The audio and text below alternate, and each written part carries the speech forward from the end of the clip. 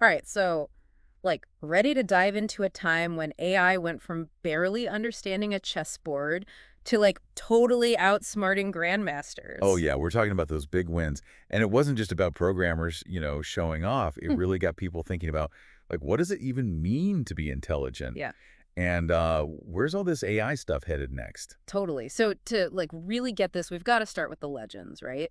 Deep Blue, the chess champ, and later AlphaGo, the total go whiz. Exactly. And it's not just about who won, it's the how. That still blows my mind. Okay, so let's start with Deep Blue. Like, IBM basically wanted to know, can a machine actually truly master chess? Yeah. And chess was like no easy feat for AI to take on, right? Right. I mean, chess might look kind of simple, but like the possible moves just explode with every turn. It's not enough to just calculate every possibility. Yeah. It has to somehow like grasp strategy brilliance. It's like trying to find the best coffee bean, but there are billions of them and you can only check one at a time. Way too many beans.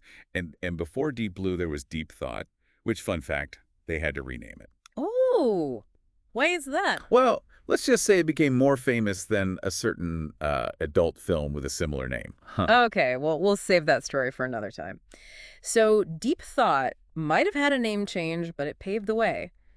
In 1996, we have Deep Blue taking on Gary Kasparov, the like reigning king of chess. Oh, yeah, this was huge. This wasn't just a match. It was symbolic human versus machine. It was like the future of intelligence was playing out right there on the board. Wow, I bet the tension was unreal. So, how did that first match go? Give us the rundown. It was a tense six-game battle for sure. Yeah. And get this, Deep Blue actually won the very first game. First time ever a computer beat a world champ in a standard game. Whoa, the machines were making their move.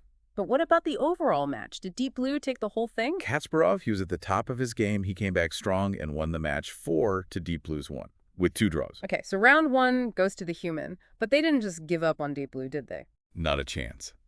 For the rematch in 1997, Deep Blue got a serious upgrade. We're talking twice as fast. It was a powerhouse.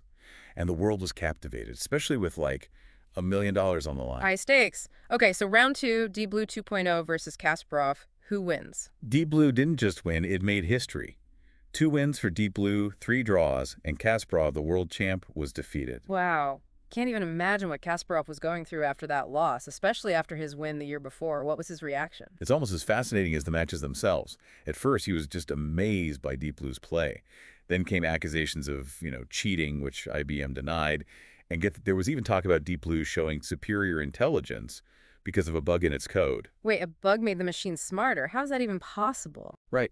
During the second match, this bug, it led to a move so unexpected that Kasparov, he just couldn't make sense of it. He even thought there must have been, like, a human chess master secretly controlling it.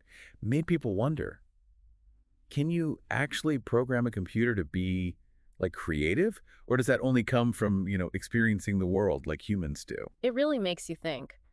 If a bug could accidentally make Deep Blue more creative, what does that mean for the future of AI? So we've got this bug potentially making Deep Blue more creative. Like, what does that even mean for AI? It's a great question, and honestly, it's something people are still trying to figure out.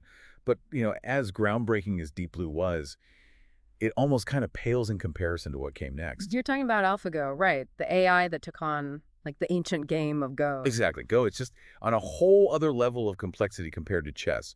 Imagine a board that's even bigger, with more possible moves than, like, atoms in the observable universe. Okay, now that's just like mind-blowing. So even after Deep Blue, AI still hadn't cracked the code of Go. Oh, absolutely not.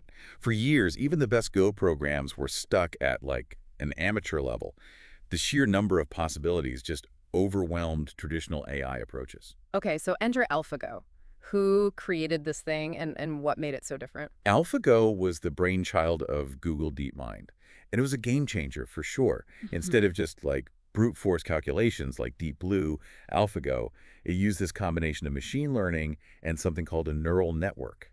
Imagine it not just calculating moves, but actually kind of like learning from experience, sort of like a human player would, but on a massive scale. So less like a calculator, more like a digital brain that could learn and strategize. That's incredible. But how to do against actual human players? Well, its first major milestone, it came in 2015 when it beat Fan Hui, the European Go champion.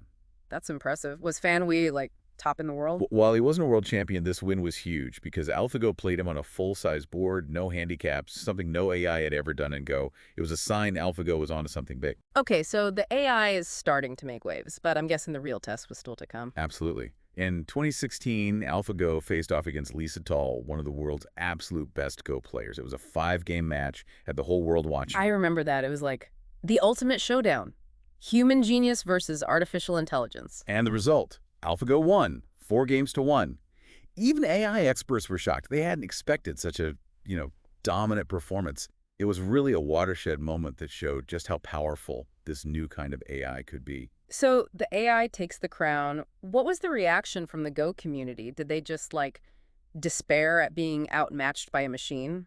It's interesting. They didn't. In fact, the Korea Baduk Association, which is a huge deal in the Go world, they actually awarded AlphaGo an honorary 9-dan. Wait, really? 9-dan? That's the highest rank, isn't it? It is. It was a sign of respect for AlphaGo's achievements. Almost like they saw this victory not just as a win for AI, but a win for Go itself. I guess AlphaGo had revealed something new, something profound about the game. That's incredible. It's like this AI opened up new ways of thinking about Go that humans had never even considered. Exactly. And that's what's so exciting about AI. It's not just about, like, machines beating humans at games, right? Nice. It's about pushing the boundaries of what's possible, expanding our own understanding.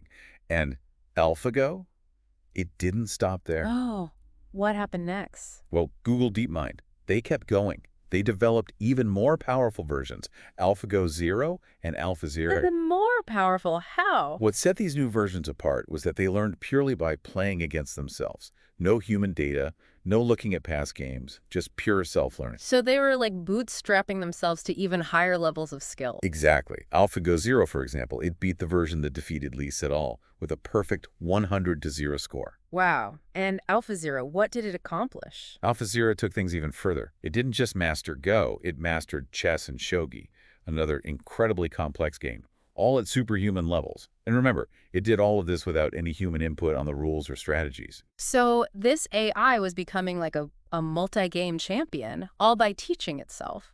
That's remarkable. What does this kind of rapid progress in AI tell us about the future of these games, though? Are humans destined to always be playing catch-up? So we've got these AI systems becoming like multi-game champions all by teaching themselves.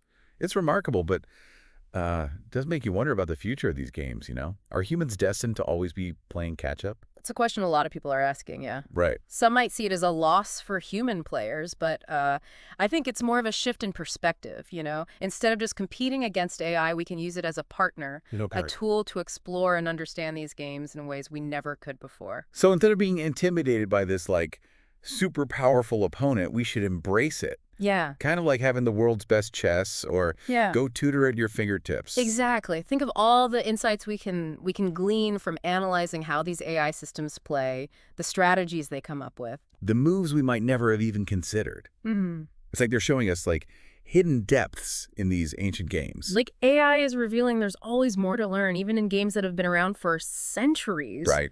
We've got this whole other kind of intelligence looking at these games, coming up with entirely new approaches. And the beauty of it is, this isn't just limited to games, right? If AI can master something as complex as Go or chess, think about the potential for, like, tackling other challenges. Yeah. The kinds of problems that humans have been grappling with for years. That's an exciting thought.